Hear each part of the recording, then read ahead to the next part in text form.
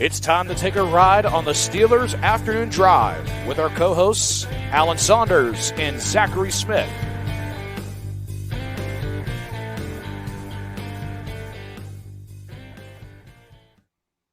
Welcome into another episode of Steelers Afternoon Drive. That is Alan Saunders. That makes me Zachary Smith. Alan, I don't know if the people couldn't see you, but I could see you. You're doing like if people are also Penguins fans that watch or listen to this show, Tom Kuhnackel used to mouth the players' intros from the bench, and that's what you were kind of doing the entire time the intro was playing. What's going on, Alan?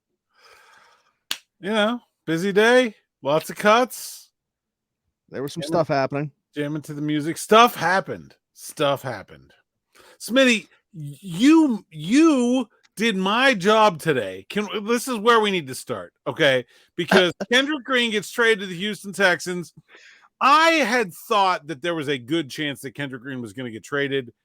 I felt like he was going to have value to someone around the league, so I was not surprised by that. I wasn't ever surprised to see the news broken by yours truly, our own Zachary Smith of Steelers Afternoon Drive, breaking the news that Kendrick Green was going to the Houston Texans. Big deal.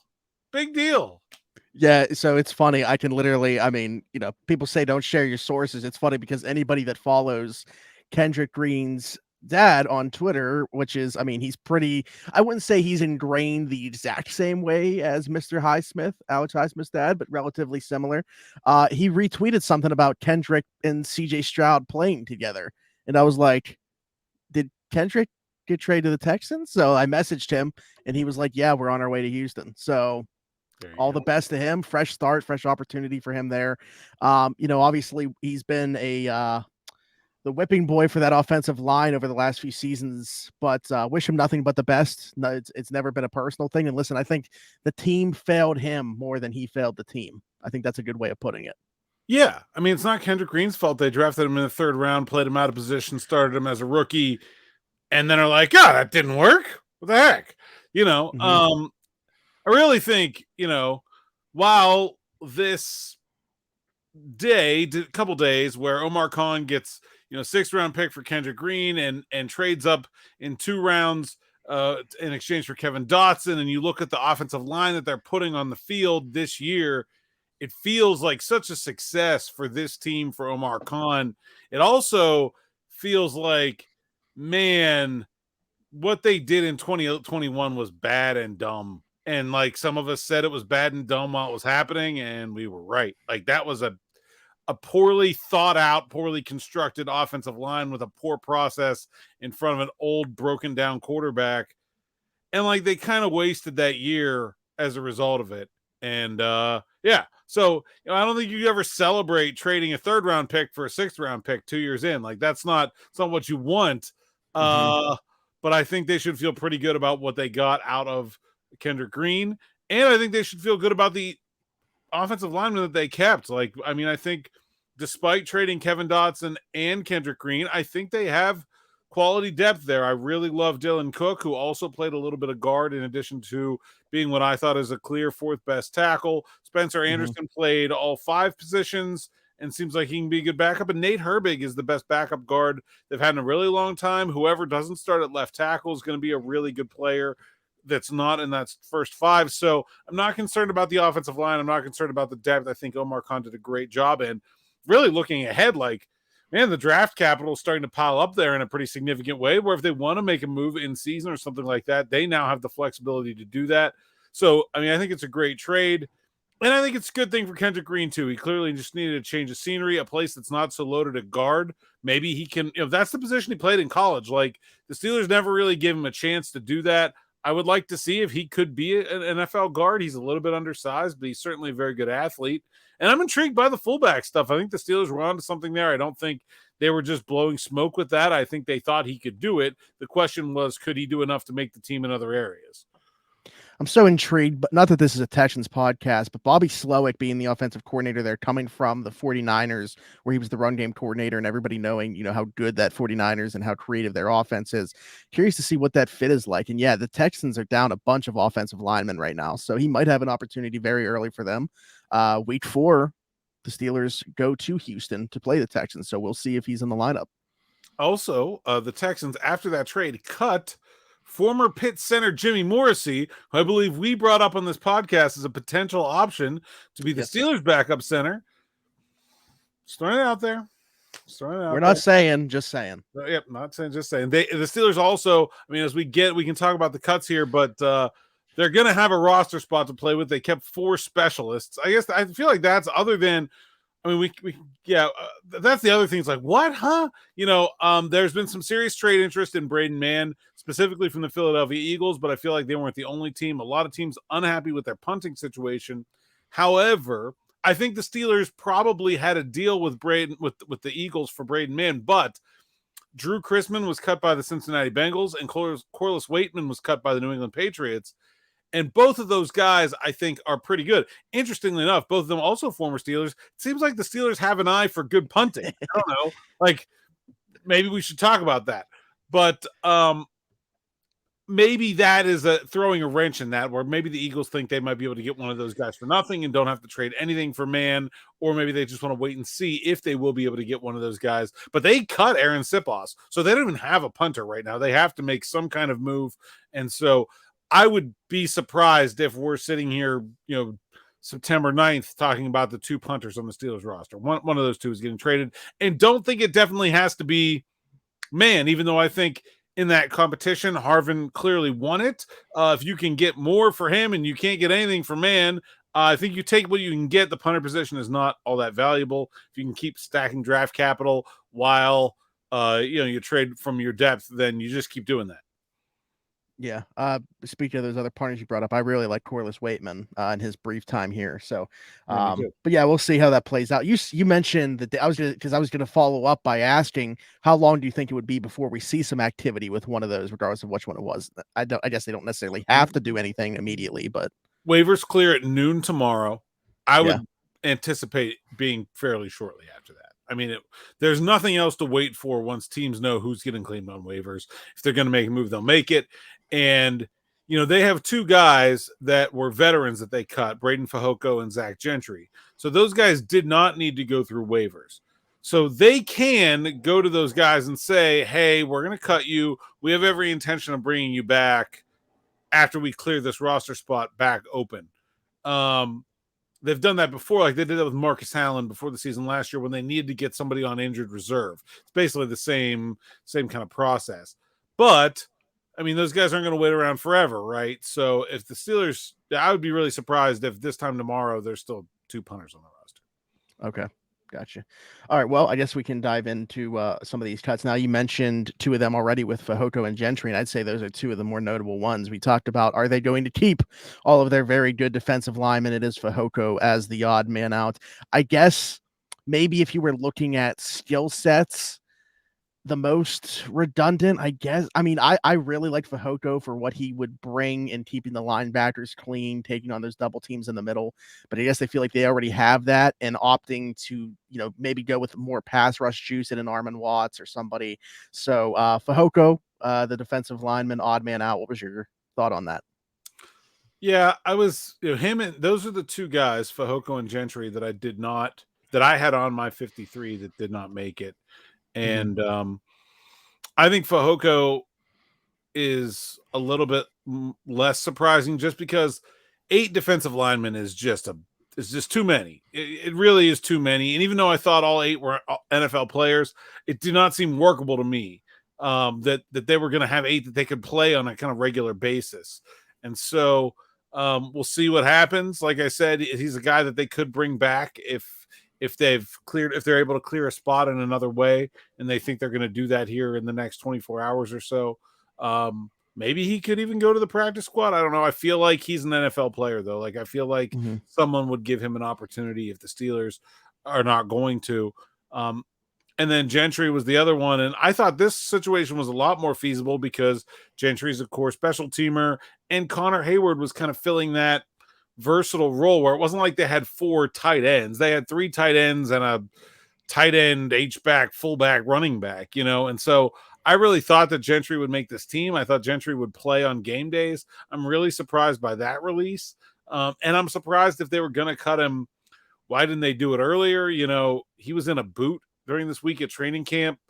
I don't know, just a lot not maybe they intended to release him then and just told him, we don't want you to get hurt. Then why not cut him earlier? I don't know. It's that process doesn't really make any sense to me. And I think that's probably the guy that, if you really think about like everyone that was cut, would be the only one that I really think maybe like later on this year you could think, oh, really should have kept him. Like I really, I'm not sure anybody else really feels that way to me. Even Fehoko, just because they do have Iman Adams and Keanu Benton, two other guys that can do that. They don't really have another Zach Gentry. Darnell Washington's a different kind of athlete, different kind of player, very good run blocker, but still not the same. And also, like, what happens if Pat Freiermuth gets hurt? Like, none of those other guys, Hayward and Washington, do not fit the sort of standard tight end lane in a way that I think Gentry could if Freiermuth was injured. And so, I don't know. That's the one cut to me that I think looked questionable. The rest of these guys, some of these guys I thought were, sort of upsets to be here on the last day to begin with, and we can kind of do you want to go down all of them, or how do you want to? Yeah, I was actually going to ask you real quick your opinion on something, because obviously we've gotten how the Steelers feel about it now, but Mont Adams versus Fehoko, because we've seen Adams running with the ones. When you look at those other names, whether it's Benton, who they're obviously still integrating, still a young player. Not surprising that he's not the number one on the depth chart yet, but also with Fehoko. How did you look at those two players, meaning Fehoko and Mont Adams, comparatively? I thought Mont Adams, he does more, right? He can be a nose tackle and a backup 3 technique. And yeah. I don't think that either really Fehoko or Benton, Fehoko just because he's kind of physically limited, he's not very explosive, and Benton because they just haven't put that on his plate yet as a young player, have not done that. And so I thought really that made Adams more secure than either Fehoko or Amon Watts, who's the same thing the other way, where he's a 3 tech but not a nose tackle. I thought Adams' versatility kind of made him a lock. And then obviously you're not going to cut the 2nd round pick. And so then where does that other cut come from? Is it Loudermilk? He has that same versatility, farther out. He can play 3, 5, even played a little bit of edge this year. I think, to me, this cut came down to Fehoko and Watts, the 2 guys that really only play one spot. Gotcha. Okay, and that's what I thought. All right, yeah, so let's go through some more of these other cuts. Today's round of cuts, including Luke Barku, Chris Wilcox, we mentioned Fehoko, Jonathan Marshall, Nick Kwiatkowski, David Perales, Quincy Roche, Greg Bell, Xavier Valade, Trenton Thompson, Trey Norwood, Rodney Williams, Jordan Byrd, and Des Fitzpatrick. I should have brought up Trey Norwood just because he's, he was a 7th round pick a few years ago, but he's played NFL games. He's had a role on this team in the past. And he was part of the round of cuts today too. So we can just however you want, kind of get into this round of cuts. Yeah. Trey Norwood, not a surprise cut to me. Just injured, missed most of training camp, didn't really have a chance to make an impact. And, was not able to show kind of the same versatility as a guy like Elijah Riley was. I feel like that was one or the other. And I thought it was pretty clear that it should have been Riley. Riley was just a better playmaker. And more versatile. I think he was the better slot corner, which is the position out of those 2, slot corner and safety, that I feel like they have a greater need at. But behind Fitzpatrick and Neal and KZ, how much is the 4th safety going to play safety? Not very much. And so, to me, I think Riley being a better slot corner than Norwood made that a pretty easy choice. Great kid, very an intelligent safety and a smart player. I think he'll find a spot somewhere, whether it's here on the practice squad or somewhere else. Not really surprised by any of the other moves. James Pierre, I did not think was very good in camp, but I thought he was clearly the best of their other options at cornerback in terms of the outside. And linebacker Nick Kwiatkowski, I liked him. I thought Tanner Muse was better than him. I was a little surprised he was kept over him. Same thing, honestly, at safety. I thought Kenny Robinson was better than Trenton Thompson, who's in this last round of cuts. Those 4 guys, those guys, I would expect some combination of them to make it to the practice squad. Kwiatkowski and or Muse, Thompson, Robinson, and or Norwood. I'm not sure which order or which way they're going to go. Some of those guys may look for better opportunities, especially at safety, where like I said, Steelers are pretty stacked up, although linebacker not looking a lot more promising either. On the edge, not surprised that David Perales, really, he didn't have any chance of making this team from the beginning. Fascinating prospect. I hope he makes it to the practice squad. Good kid. And I think I'm interested to see if he can make it work as an NFL player, but he's going to take some time. Quincy Roche on the other side, 6th round pick a couple of years ago, and really just to me feels like this is a guy it's not working out. We've not seen any sort of production from him at the NFL level through now 2 Steelers training camps and 2 seasons with the New York Giants, and wouldn't be entirely surprised if they just kind of cut bait with him. It wouldn't surprise me if he comes back as a guy who knows the system as a backup on the practice squad. Either can also play a lot of special teams if he's needed to be called up. Jonathan Marshall didn't have a prayer making this team. I thought he played well on the defensive line, but there were just too many good players. What is he, like the number 10 defensive lineman? I feel bad for Roddy Williams is that on the other side on offense, fifth tight end. Even with Zach Gentry getting cut, he couldn't make the team. I thought Roddy Williams deserved to make an NFL roster. Maybe he will. Maybe he'll get claimed on waivers, but just had no chance. Des Fitzpatrick was a guy who looked really good early in camp, just wasn't able to carry that over in the, Mike Tomlin always talks about those in-stadium games having more weight, and he leaves the preseason with 0 catches on 2 targets. It's not going to get it done. And so, I think that's pretty clear. Maybe he's a special team, or maybe he's a practice squad guy, did show some special teams ability. And the offensive line, Dylan Cook, I thought really stole a job here. He was a guy with 0 expectations, was cut by the Buccaneers last year, didn't bring him back. Steelers brought him in late in OTAs. He just picked up everything and did good work, man. Former college quarterback. Love him as a person, like a great kid. Just has an incredible appetite and enthusiasm for the game. And so I'm excited about him being around. And Spencer Anderson, versatility, man. That's the name of the game there. Can play all 3 positions. Don't know if he can play them well. Don't know if I'd be happy about him playing them for any length of time right now as a rookie 7th round pick. But I just think the versatility is key there, and that's what gets him into the 53. Running back and quarterback, they seemed like they were set a month and a half ago. So don't feel like there was a shocker or surprise there. Yeah, every draft pick besides the one that was injured, Corey Trice Jr. making the 53-man roster. And I think Dylan Cook's really a great story here for making this initial 53-man roster. Is there another player, maybe I'm not thinking of one right now, if you were going to say like this was this year's Jaylen Warren, who kind of came out of nowhere last year? Is Dylan Cook the guy on this year's roster? Yeah, it's Dylan Cook for sure. And actually it's interesting too, and we can, I wrote about this on the site this morning, which now feels like 97 hours ago, but I think we need to sort of change our perspective of like cuts and training camp and in a lot of ways. And I think we're kind of stuck in a mindset where it's like, oh, the bubble guys are these undrafted free agents, and if they don't make the team, they're going to be selling insurance or landscaping next Tuesday, and that's the end of it, right? And then next year we'll repeat that process all over again. And the NFL has changed.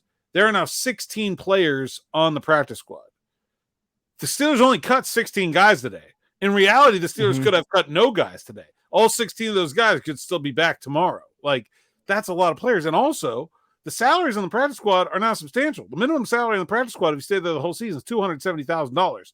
I would take that to be TJ Watt's tackling dummy. And as long as they have good health insurance, because I'd need it. That's not a bad life. And even the guys that don't make it to the practice squad, or maybe only on the practice squad for a couple weeks throughout the season, the XFL and the USFL are providing guys ways to stay in football from year to year. So, when you're talking about going from a 53-man roster in the regular season to a 90-man roster in the off season, okay, you're going to add 7 draft picks. Okay, there's 60. Maybe you finish with like 4 or 5 guys on the injured reserve. So there's like 65.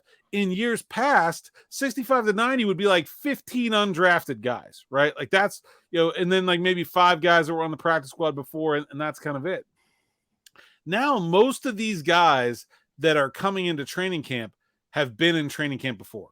There are very few. The Steelers signed very few undrafted free agents this year because, look, experience makes people better. A guy like Des Fitzpatrick, who's in his 3rd training camp, was significantly better than a guy like Jordan Byrd the entire way through this process. There was never any point where those 2 guys were comparable. A guy like at running back, think about it, like Darius Hagans, like rookie free agent, HBCU, gave him a good chance. Like Greg Bell was with the Lions, second practice squad, second time around, significantly better. Some of these guys were in the XFL. Some of these guys were in the USFL. Like that experience shows up on the field in a big way. And I think we're, getting to a point where I don't know if we're ever going to have minor league football, but I think we're going to have football minor leaguers where you're going to have like career practice squad / XFL, USFL guys that are around for not just a cup of coffee, that are around for multiple years, that keep coming back. Somebody asked me when he got put on the IR a couple weeks ago, like, how long has Cody White been around? And it's like, it's fun. That's literally the name that I was thinking. The man has literally made a career out of being on the Steelers practice squad. And like, given the salary, that's a good career. Like, I'm not knocking it. Like, that is going to be more and more a normal part of this process. And, this sort of like hope go for broke UDFA process is going to be less and less a part of it, I think, as we move forward. The spring leagues get more established. The salaries on the practice squad keep going up. The practice squad keeps getting bigger. I think you're talking about really like more and more of the 90-man roster are going to be people that you could legitimately call professional football players and not people that are kind of here on glorified tryouts. And I think that makes for better quality football, but I think we also need to like kind of tone down the drama about today, because really nobody got cut from, everyone that was on the roster this morning will still be making $270,000 this year, like at least. Not bad, Yeah. And so I think that's that's a part of this that we should probably be talking about a little bit more and acknowledge in a more significant way. Also, very important note on Cody White. He once told me that I was a great dancer. So, a little bit biased there towards Cody White. I want to ask you. He got waived from the injured reserve, but I would not be surprised if he's back. Yeah, hopefully. We've not seen the last of Cody White. It's like that, and I'm not saying that we're trying to get rid of him, but that Simpsons meme where they're throwing out the door and then he's just behind him. He's back. Yeah, that was like the meme for Robert Spillane for all those years for the Steelers. You just couldn't get rid of him, so the Steelers can't get rid of Cody White from the practice squad. There you go. I want to ask you if any of these moves we talked yesterday about like a group that could be added to or something like that, and again with very few surprising moves. Maybe not, but I didn't know if anything that happened today has changed your mind on a group that could be added to.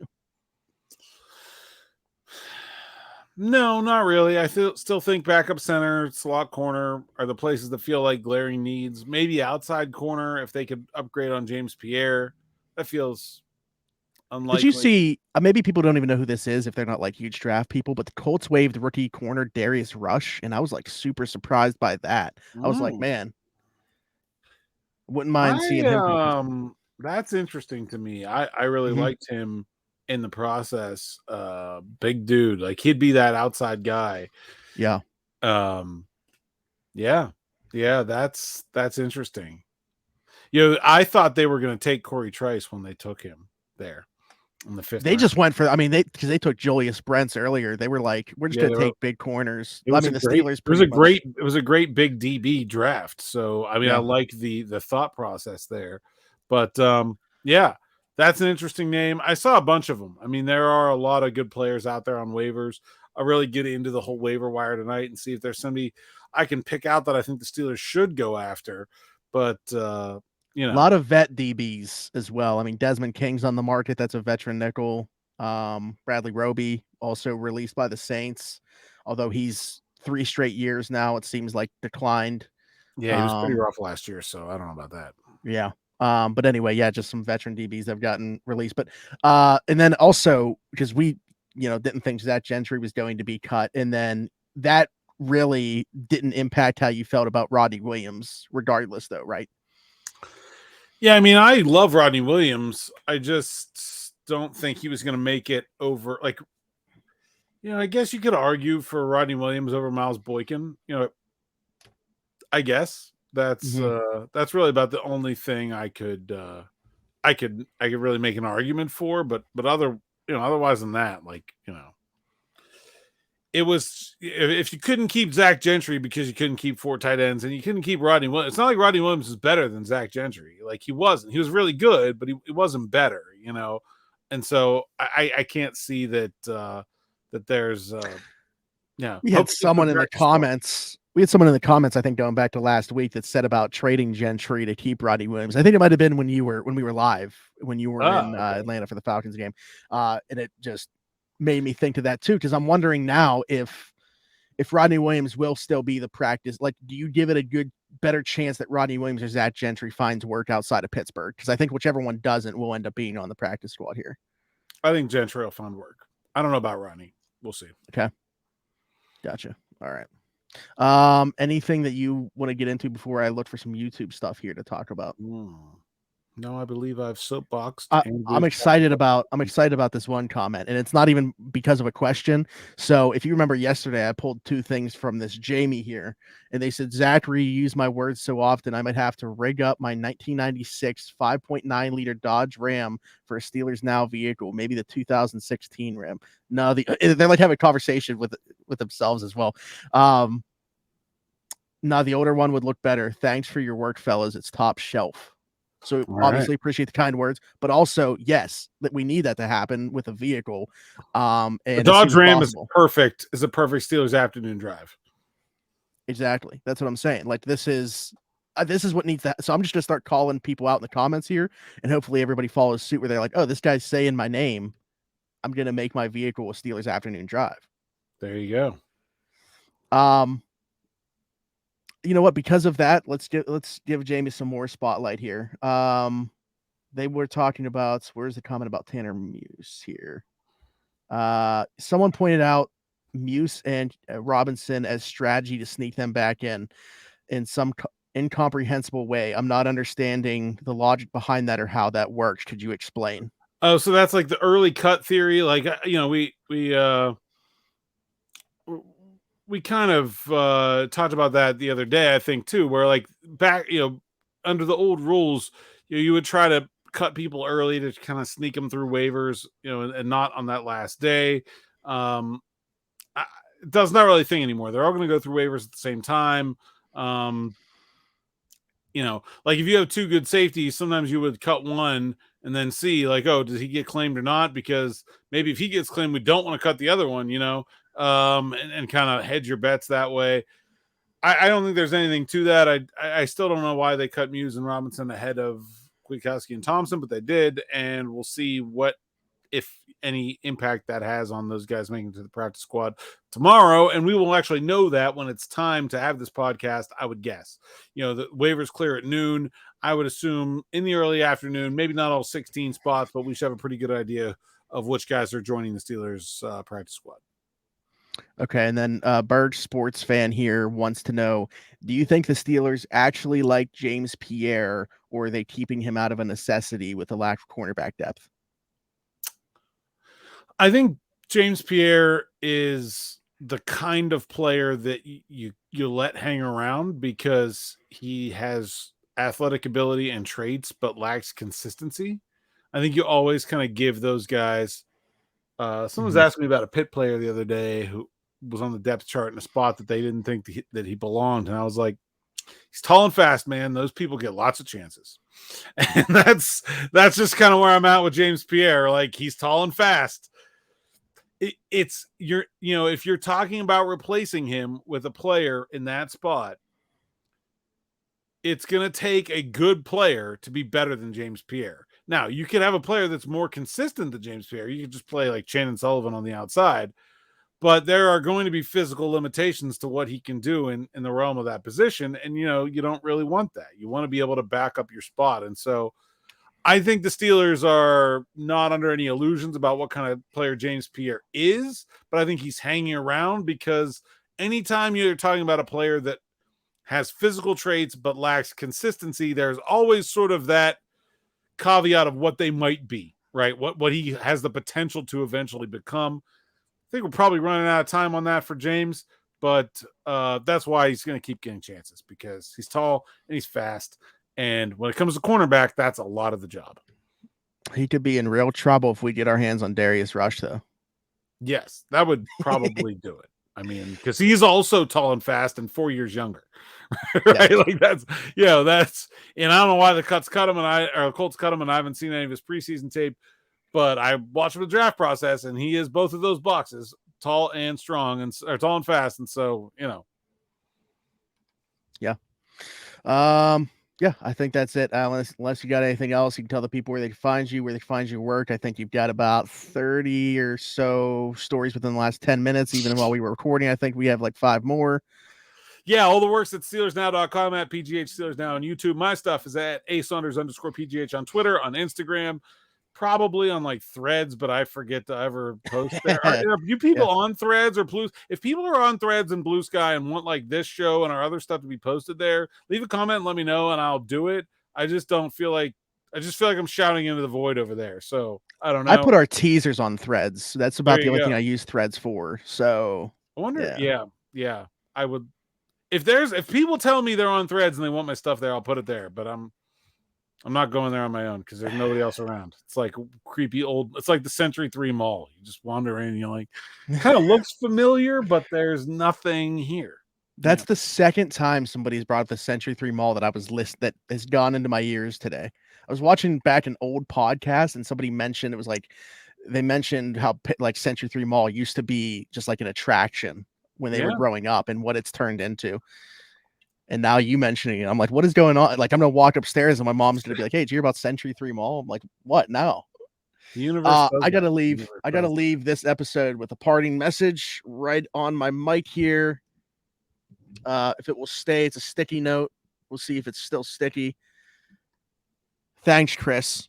We have a watcher, Chris Nestrick, that pointed out that for the first, 22 episodes of the show, my mic was upside down. So Shore was upside down, and their OCD, it was like killing them. So they replied to us, I think, when I said something about the show and said, can you please turn your mic the right direction so Shore is no longer upside down? So there you go. Thanks, Chris. Appreciate it. I've been meaning to do that, but finally got on it for you. You total missed opportunity. You should have put the post-it upside down. Yeah, I can't do it now either. You needed to thank Chris upside down, as that really would have been. Or just cover my entire camera or something upside down with it. There you go. Anyways, thanks, Chris. Thanks for watching and listening to the show. I believe he always watches. And thanks to everybody that watches and listens to the show, whether that's Jamie, whether that's Chris, anybody else in the comments. Get active. As you can see, we love mentioning the things that you guys say and talking about the topics that you guys want us to talk about. You're the reason we're here. So subscribe, leave us a like, hit that notification bell, leave us a comment as well. Like I just said, leave us a 5-star review if you're listening somewhere that is not YouTube. I am Zachary Smith, PGH. That is Alan Saunders. And until tomorrow, we'll talk to you then. Bye-bye.